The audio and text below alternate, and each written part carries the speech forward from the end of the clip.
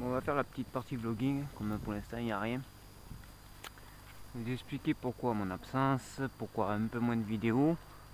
Bon, mais bien naturellement, un petit lassement, hein, comme période de creuse, fin de chasse, bon. Surtout, le plus mauvais, on va dire, c'est que j'ai déménagé. Donc c'est pour ça, là, je suis sur un nouveau territoire, j'essaye de découvrir. J'ai déménagé. Donc avant, j'avais des espaces, je pouvais sortir des fusils, rénover des fusils, faire mes vidéos dehors, être tranquille. Bon, maintenant c'est plus le cas. J'ai une maison mitoyenne, donc il y a des gens à côté. J'ai du voisinage un peu partout autour. En plus, ça surveille énormément. Donc je peux pas m'amuser à mettre ma table dehors et à, comment dire, à démonter des fusils, faire des vidéos qui sont souvent très longues. Et pour vous, je fais des vidéos de 20-30 minutes, mais en fait les vidéos, enfin, ça dure au moins 4 à 6 heures, quoi, sur un démontage de fusil, une réflexion, un truc comme ça. Donc voilà pourquoi je fais plus trop de vidéos de présentation. Enfin, je ferai peut-être un peu de vidéos de présentation, mais sur le terrain, moins en off, on va dire, depuis la maison. C'est simplement cela.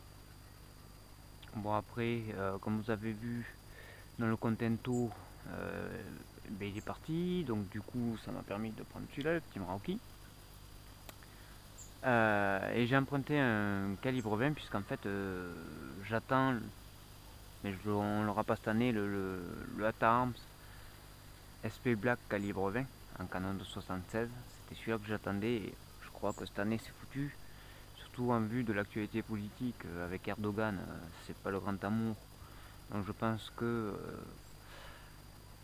un jour ou l'autre on risque d'avoir un embargo des imports de matériel turc, donc ça va faire comme l'embargo russe. Et du coup ben, les Russes, ben, plus de Baïkal, les Turcs, je peux vous dire qu'il y en a un bon paquet de fusils turcs où on n'aura plus rien. Enfin bon, j'espère pas que ça se présente comme ça, mais bon. Pour l'instant ça se profile bien. Donc après ben là vous avez vu on est attaqué de toutes parts. Donc bien sûr ben, tourterelle sauvage fini. Là il s'attaque donc à toutes les chasses traditionnelles. Donc alouette, palombière, tonne, surtout tout ce qui utilise des appos vivants, des appelants vivants. Donc ça aussi je sais pas où c'est que ça va nous mener. Il y a très longtemps j'avais dit sur mes premières vidéos, si vous voulez faire un marquage fort et faire stopper toutes ces conneries et montrer que les chasseurs sont utiles. Comme j'avais dit, pendant un an, c'est bête à dire, mais un an, pas de chasse. Vous prenez pas de permis, pas de carte. Je peux vous dire que l'économie du monde de la chasse va s'effondrer, la population de sangliers va exploser, le nombre d'accidents va exploser, puisque du coup, surpopulation de sangliers, les gens vont se cartonner avec les bagnoles, les chevreuils, ça sera pareil, les blaireaux, pareil, renards, pareil.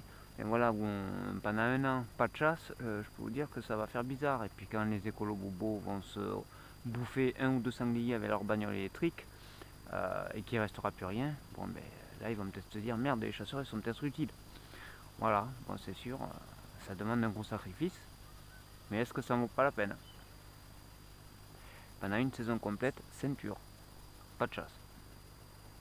Le taux de maladie bien sûr va exploser, la consanguinité, enfin tout ce qui va bien quoi. Mais moi je pense que ça serait intéressant à faire une fois dans l'année et de leur montrer les résultats quoi d'une année sans chasse. Déjà rien qu'avec le confinement, on a une période de chasse qui a été coupée. Je peux vous dire que les sangliers dans les Landes, la population est montée en flèche. Les boucs c'est pareil, enfin les chevreuils. Les cervidés ils se portent très bien. Donc imaginez une année sans chasse. Ça peut faire bon truc ça. C'est que mon point de vue, après je sais je vais me faire incendier.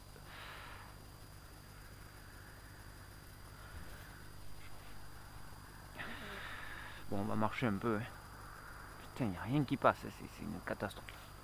il n'y a plus une tourterelle ou une palombe. Pourtant j'ai pris masse de cartouches calibre 28, je me suis dit on sait jamais. Faire le bord de haie, c'est toujours bon les bords de haie.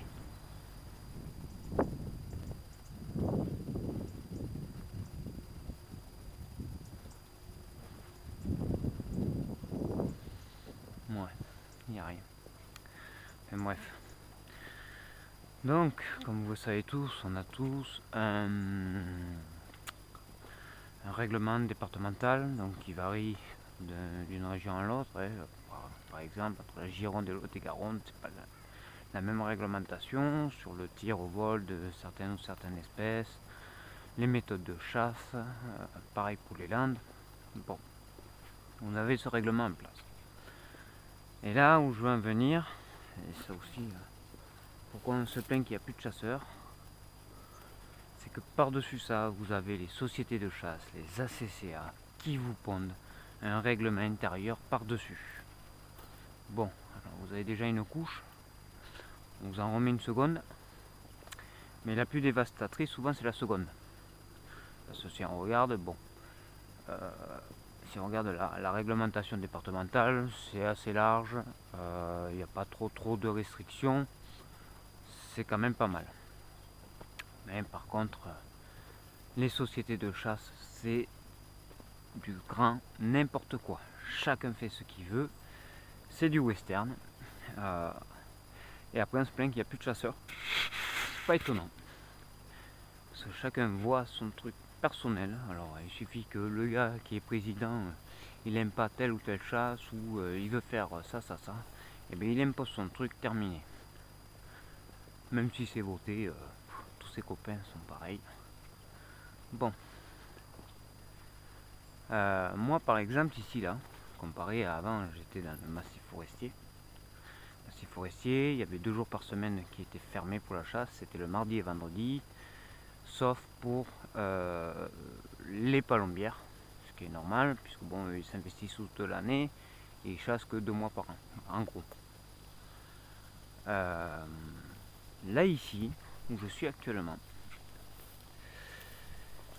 c'est ouvert le mercredi, le samedi et dimanche, faisant perdre eau, d'accord, jusqu'à octobre.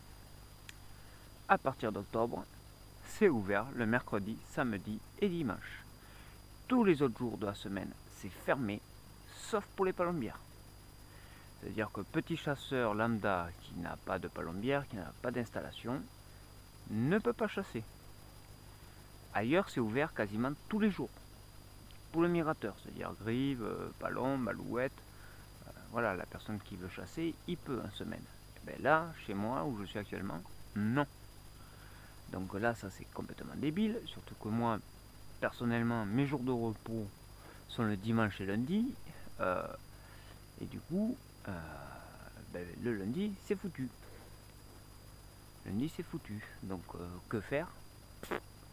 Alors, il va peut-être falloir que j'essaie de me trouver une carte migrateur vers le Langonnet, là où je travaille, parce que si je peux faire que des vidéos le dimanche, comme là aujourd'hui il fait pas super beau, il risque de pluie, d'orage, de ce qu'on veut, en plus pas de gibier, pour sortir du contenu ça va être compliqué, très compliqué.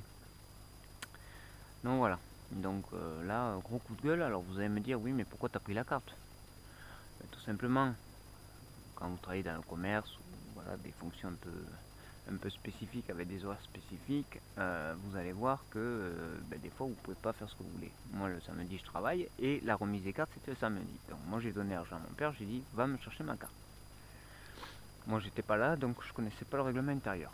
Je peux vous dire que si j'avais vu le règlement intérieur, j'aurais pas pris la carte. Ça c'est clair.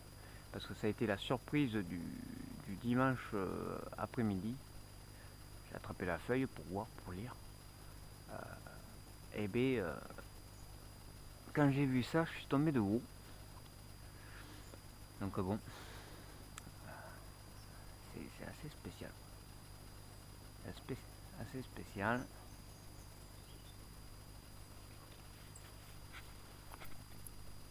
Putain, ça arrive. Et donc voilà. Donc ça fout les boules. Ça fout les boules, il va falloir que je trouve une solution. Mais c'est vrai que ces comptes de société de chasse et ACCA, c'est des putains de freins. Il n'y a aucune entente. Il y a des endroits où il y a des communes limitrophes, il y a des endroits où il n'y en a pas. Chacun a peur que l'autre aille chasser le faisan des autres. Comme si c'était une propriété privée. Vraiment, franchement,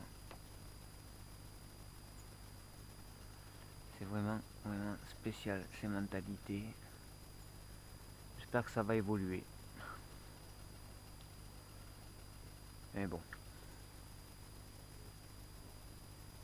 Bon allez, on va aller vers l'ancienne plombière.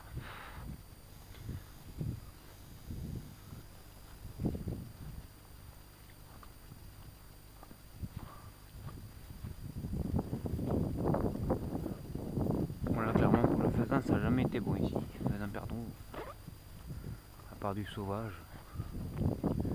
Mais bon, comme il y a un arbre mort là-bas, peut-être qu'il peut arriver quelques palombes.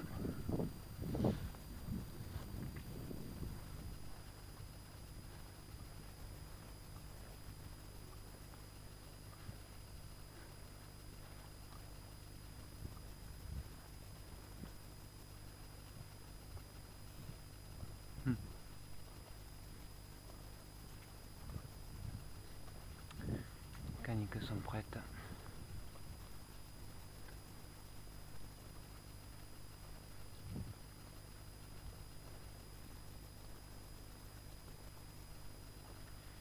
Barre de pause.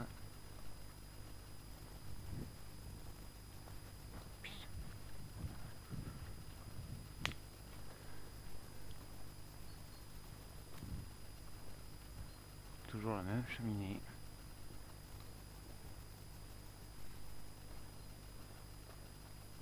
Tout pareil.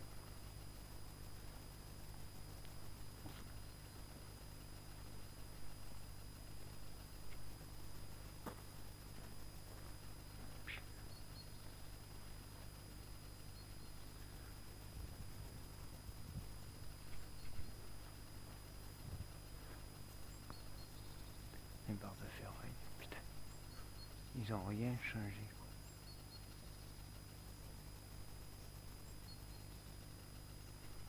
Putain.